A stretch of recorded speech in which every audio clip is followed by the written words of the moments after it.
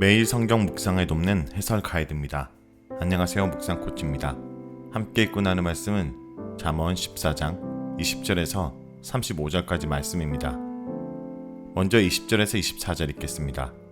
가난한 자는 이웃에게도 미움을 받게 되나 부유한 자는 친구가 많으리라. 이웃을 업신여기는 자는 죄를 범하는 자요, 빈곤한 자를 불쌍히 여기는 자는 복이 있는 자니라. 악을 도모하는 자는 잘못 가는 것이 아니냐. 선을 도모하는 자에게는 인자와 진리가 있으리라.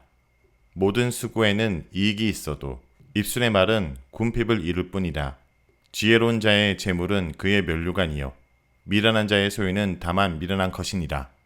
20절에서 24절은 악과 선을 도모하는 자에 대한 내용입니다.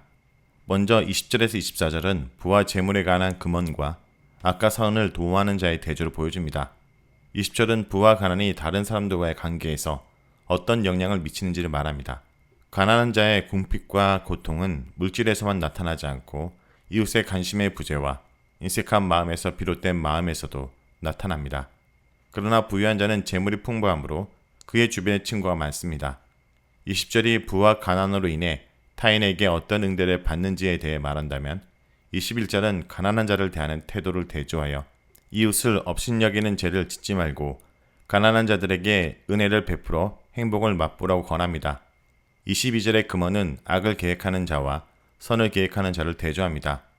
여기서 도모하다 라는 것은 밭을 갈다, 일구다 라는 뜻으로 선악을 계획하는 것을 선악을 심고 거두는 일로 비유하고 있습니다. 즉, 악한 음모를 깔고 있는 자는 제대로 좋은 것을 수확할 수 없습니다. 그러나 선을 일구는 자는 인자와 진리를 얻습니다. 인자와 진리는 하나님의 성품을 가리키는데 자주 사용되었으므로 선을 추구하는 자들이 하나님의 지지와 간신과 보호를 받는다는 의미가 내포되었다고 볼 수 있습니다.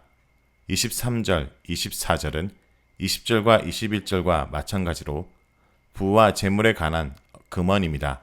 23절은 일이나 노력은 하지 않고 말만 앞세운다면 가난을 벗어날 길이 없음을 교훈합니다.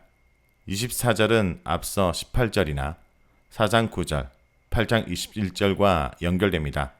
앞에서는 지혜와 지식이 사람의 면류관이라고 언급했는데 24장 24절에서는 지혜자의 재물이 사람의 면류관이라고 말합니다. 이 금언은 재물 자체보다 재물을 소유한 자와 재물 관리에 초점이 있습니다. 지혜자에게 재물이 있다라는 말은 그가 정직하게 재물을 모았거나 분별력이 있어 가진 재물을 자신과 남을 위해 적절히 쓸 줄 안다라는 것을 뜻합니다. 어떤 의미든 여기서는 지혜자가 소유하거나 사용하는 재물은 그 사람의 됨됨이, 분별력, 국률을 보여주는 영화로운 면류관과 같음을 시사합니다. 그러나 미련한 자는 소유를 모으거나 사용하는 데 있어서도 자기의 미련함만 보일 뿐입니다. 다음은 25절에서 27절을 읽겠습니다. 진실한 증인은 사람의 생명을 구원하여도 거짓말을 뱉는 사람은 쏙이 느니라. 여호와를 경외하는 자에게는 견고한 의뢰가 있나니 그 자녀들에게 피난처가 있으리라. 여호와를 경외하는 것은 생명의 셈이니 사막의 그물에서 벗어나게 하느니라. 25절에서 27절은 여호와의 경외의 유익입니다. 25절에서 27절은 정직과 여호와 경외에 대한 금언으로 구성되어 있습니다. 25절을 포함하여 진실한 증인에 대한 권유와 거짓 증인에 대한 경고는 잠언에 종종 나옵니다. 이는 법정에서나 일상에서의 거짓말이 중죄임을 확실히 밝히고 정직한 말을 하며 하나님을 경외하도록 권유합니다. 26절과 27절은 여호와를 경외하는 자의 유익과 이에 따르는 영향력을 설명합니다. 26절은 사람이 하나님을 경외할 때 하나님이 그의 흔들리지 않는 신뢰가 되어주실 뿐 아니라 그의 자녀에게도 피난처가 되어주신다는 점을 밝혀 여호와의 경외의 영향력을 교훈합니다. 27절은 여호와의 경외를 생명의 셈으로 비유하며 여호와의 경외가 기쁨과 활력과 생기와 치유의 근원임을 드러냅니다.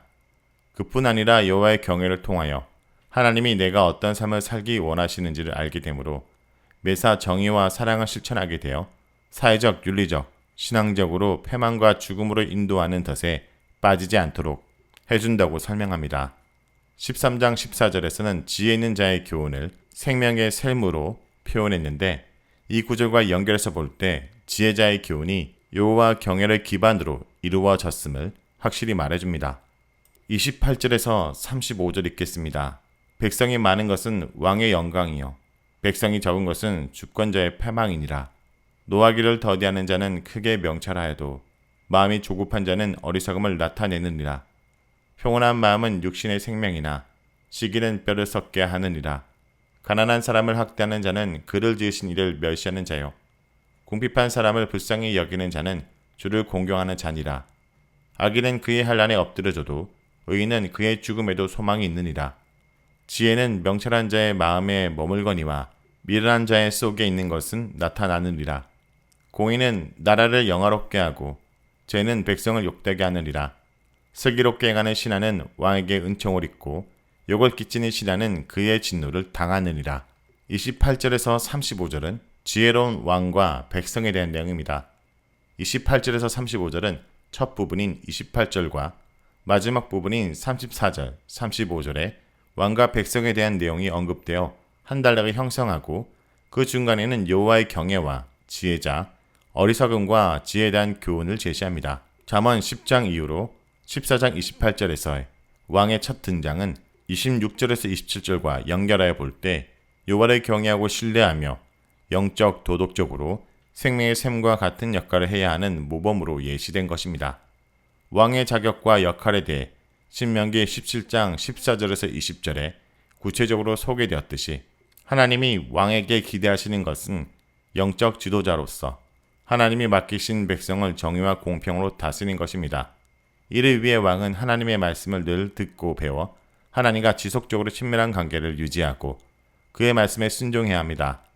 28절에 의하면 왕의 영광을 보여주는 것은 군사력이나 다른 나라의 정치적 유대관계나 자신의 부귀와 명성이 아니라 그를 지도자로 존중하며 지지하는 백성이 많고 적음에 있습니다.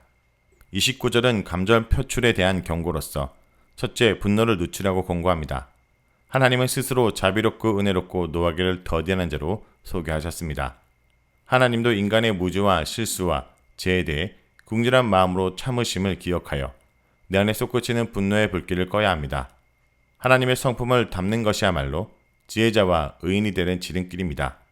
둘째, 성급한 마음을 삼가하라고 권고합니다.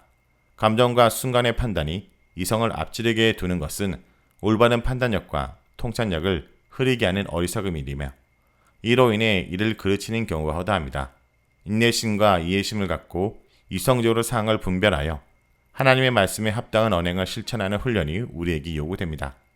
29절에 이에 30절도 내면에 대한 금원으로서 마음의 평화가 있으면 영육 간의 생명력이 지속되지만 시기와 질투가 있다면 뼈가 썩듯 몸과 마음의 고통과 죽음이 따름을 설명합니다. 4장 23절이나 5장 2절과 6절에 언급하였듯이 마음을 지키는 것이 생명의 근원이며 생명의 길입니다. 31절은 21절과 연결됩니다.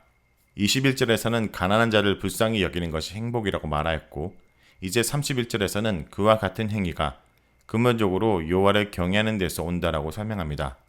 그 이유는 첫째, 다른 이의 필요를 살피고 긍휼히 여기며 존중하는 마음은 하나님이 타인이나 나를 동등하게 흙에서 창조하셨으며 관심 있게 돌보고 계심을 깨닫고 인정할 때 생기기 때문입니다. 둘째, 가난한 자를 돌보는 일이 선택이 아니라 하나님 백성의 의무임을 제대로 알고 있음을 나타내기 때문입니다. 32절은 의인이 죽음의 순간에도 피난처를 얻을 수 있는 것은 그가 하나님을 피난처로 삼고 있기 때문이라고 말합니다. 33절은 지혜와 우매의 장소에 대해 언급하는데 이는 앞서 13장 16절에서도 슬기로운 자를 여호와의 경외의 지식을 바탕으로 신중하게 행동하는 자로 소개하면서 자신의 어리석은 판단력을 바탕으로 부지에게 어리석음을 펼치는 미련한 자와 대조했던 것과 마찬가지입니다. 34절, 35절은 다시금 28절의 왕과 백성의 주제로 돌아갑니다. 정의가 실행될 때 도시와 나라가 번영하지만 지도자나 백성의 죄는 나라를 망칩니다. 왕인 슬기로운 신하와 욕을 끼치는 신하를 분별하여 나라를 견고히 세워야 합니다.